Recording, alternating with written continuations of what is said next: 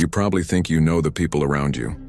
You trust your instincts, believing you can spot toxic behavior, sense when someone's energy feels off, or recognize when a line has been crossed. But what if that confidence is misplaced? What if the most dangerous people aren't loud or obviously harmful, but are instead kind, charismatic, even familiar? The real threat may not come from those who openly display malice, but from those who quietly bypass your defenses, whose unconscious motives seep into your psyche unnoticed. Carl Gustav Jung spent his life dissecting these very undercurrents. In his pivotal work, The Ego and the Unconscious, he unveiled a hard truth.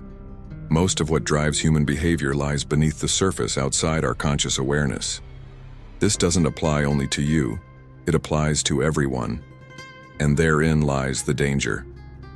When someone is blind to their own inner darkness, that darkness doesn't vanish, it seeks a vessel.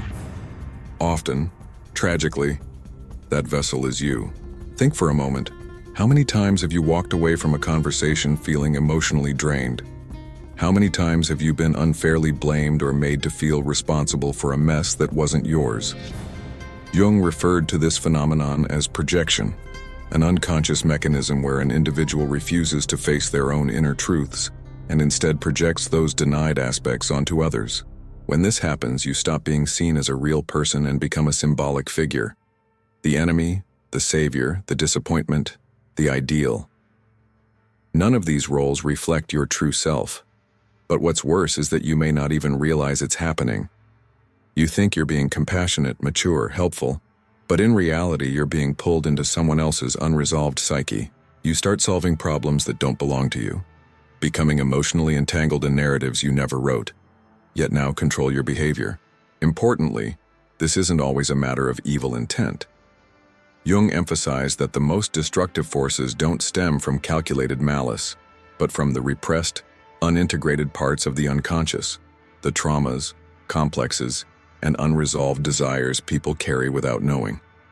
These people aren't inherently bad, but they are profoundly dangerous because they operate outside their own awareness.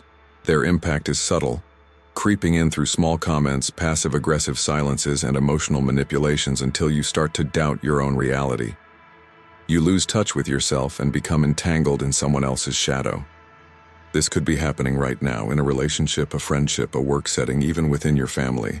And instead of seeing the manipulation for what it is, you might be blaming yourself, searching for a flaw that doesn't exist. The truth? There's nothing wrong with you. But there is something deeply wrong with being turned into a host for another person's unconscious material. This video will walk you through 6 psychological profiles that Jung would consider emotionally hazardous. These are not classic villains, but individuals driven by forces they themselves do not comprehend. Using Jung's original writings, from Ion, the Ego and the Unconscious, and Archetypes and the Collective Unconscious, we will help you identify these archetypes not just in others, but potentially in yourself. Because one of the most sobering realizations is this: what you most fear in others may also live within you. So take a deep breath. What follows may permanently alter the way you see others and yourself. Let us begin with the unconscious manipulator, the person who subtly turns your empathy into their weapon. At first glance, they seem fragile, emotionally deep, even spiritually sensitive. But over time, their presence becomes draining, even toxic. These are individuals dominated by unresolved wounds they refuse to examine, projecting their pain outward as a survival mechanism. Jung once wrote, "What we do not confront in ourselves, we will encounter as fate." And sometimes that fate wears the face of someone sitting right beside you. The unconscious manipulator doesn't see you. They see their own pain, projected onto you like a canvas. They live in a constant state of psychic projection.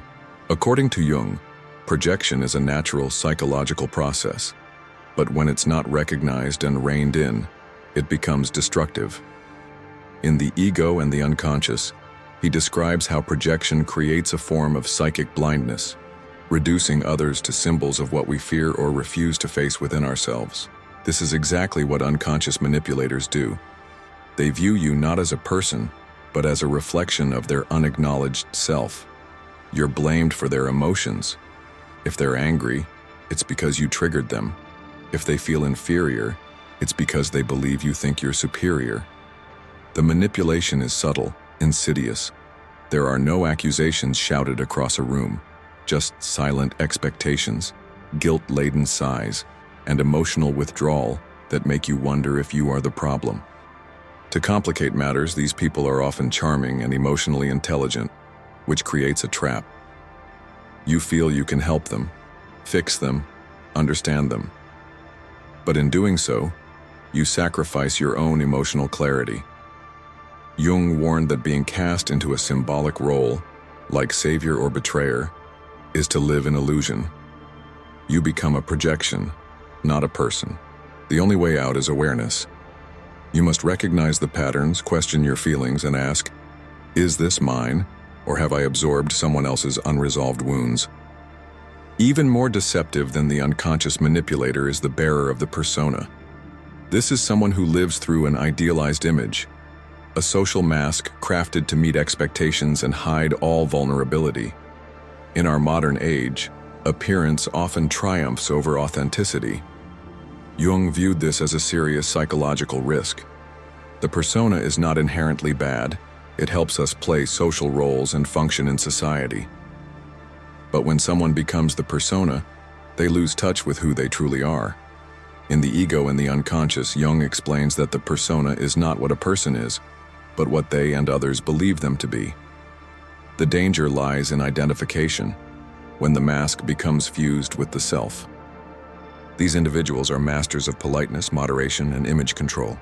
They say what people want to hear, avoid discomfort at all costs, and present a polished version of reality. But beneath the surface is a psyche in distress. Everything authentic, emotions, flaws, desires, is buried beneath the image. And the repression doesn't stop with themselves. They impose it on you too. They expect you to stay in character, to perform, to never deviate from the script. Show an emotion too raw, express an opinion too bold, and they retreat. Jung warned that over-identifying with the persona halts the process of individuation, the journey of becoming whole. When someone lives only for external approval, their inner life withers. And for those around them, the effect is corrosive. You start censoring yourself. You wear a mask just to maintain the peace. Before long, the relationship becomes a theater of shadows, two personas interacting, with no room for the real. But even darker than the persona is what festers beneath it, the owner of the repressed shadow. This is the person who seems endlessly composed, polite, responsible, balanced. But this outer harmony hides an inner storm. Everything they deem shameful, ugly, or unacceptable gets buried deep in the unconscious. But the psyche doesn't forget. Jung described the shadow as everything we refuse to acknowledge in ourselves, which nevertheless insists on making itself known. The shadow isn't some external evil. It's our own denied desires, hatreds, envies, and impulses. And what we don't make conscious ends up directing our lives. We call it fate, but it's really unexamined emotion. The owner of the repressed shadow is often admired for their discipline and calm, but they show subtle signs of inner conflict. They can't tolerate emotional outbursts. They're irritated by spontaneity. They judge vulnerability. They seem burdened by a constant pressure to stay in control. And then, unexpectedly, they explode. A minor event sets off a disproportionate reaction. The repression becomes too much to contain. Jung was explicit. The stronger the persona, the more forcefully the shadow will assert itself when it finally emerges. You'll see it in people who hold grudges for years, who sabotage relationships through passive aggression, who live in moral rigidity but privately struggle with bitterness and resentment. These individuals are not evil, they're divided. But when that internal division erupts, the impact on others can be profound. In the sections that follow, we will explore other archetypes shaped by the unconscious, those who wear false masks of light, those consumed by envy, those who live through others, and those who cling to emotional chaos to feel alive. Each profile is grounded in Jungian thought and serves a single purpose: to help you reclaim your inner space, set psychic boundaries, and live from a place of clarity and wholeness. The unconscious may be hidden, but its effects are visible everywhere. If you're ready to see clearly, keep watching. Just know, once you see these patterns, you can never unsee them. When the shadow remains unacknowledged, unintegrated, and unaccepted, it quietly turns into a destructive force. Jung emphasized a crucial point that's often overlooked. The shadow is not solely composed of our darkest traits.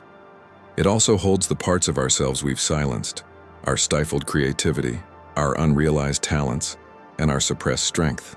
But when this reservoir of potential is left ignored, it rots, and what could have been a source of vitality becomes psychological poison, seeping into our relationships, corrupting our environment, and especially harming those closest to us. Living with someone dominated by a repressed shadow is like walking through an emotional minefield. You never know what will trigger an explosion until it's too late. Yet this repression doesn't emerge from nothing. It's often built upon illusions of moral superiority or rigid ethical ideals. These ideals don't liberate, they enslave. They use guilt as a weapon, wielded under the banner of virtue, and it is from this terrain that the moral controller emerges. The moral controller isn't just someone who suppresses their own impulses. They are someone who makes you feel guilty for honoring yours. This type, which Jung saw as a profound obstacle to true psychological freedom, hides behind the mask of righteousness. They act not with a sword but with dogma, mantras, and good intentions. They speak of virtue but imprison others with guilt and shame. These individuals don't lead by example.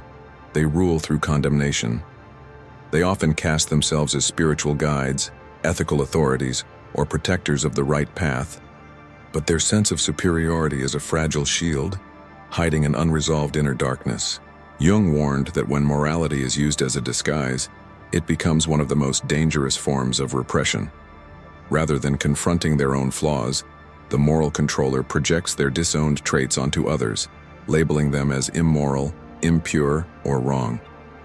You've likely encountered someone like this, quick to judge, slow to reflect, desperate to uphold an image of virtue while internally fragmented. What makes the moral controller particularly toxic is their sincerity. Unlike overt manipulators, they often believe they are helping. They're not malicious, they're misguided. Their criticisms come wrapped in caring language. "I'm telling you this for your own good," or "you'll thank me later." But this truth is never objective. It's saturated with projection. Jung, in Aeon, explored the archetypes of Christ and the Antichrist to illustrate how one can believe they embody light while being utterly blind to their own shadow. The moral controller, in their pursuit of purity, casts evil outward, condemning others to maintain their illusion of inner sanctity. If you're near someone like this, you may begin to feel a constant sense of guilt, not because you've done anything wrong, but simply for being yourself.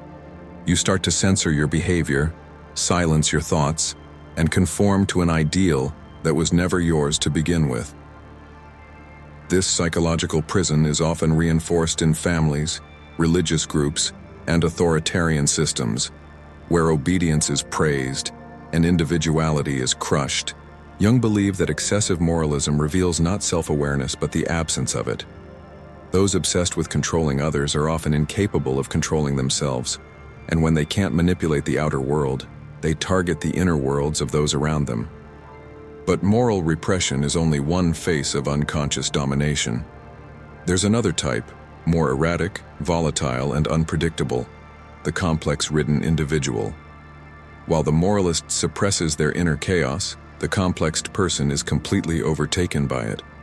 They are driven by unresolved emotional fragments that hijack their behavior without warning. So now I invite you to reflect. Which of these psychological patterns have you encountered in others? And more importantly, which ones do you recognize in yourself? Share your thoughts in the comments, not just to speak your truth, but to awaken others as well. And don't stop here. The next video in this series will take you even deeper into the journey of self-knowledge, where we continue to shine light on the unconscious, because the more conscious we become, the less power our shadows hold.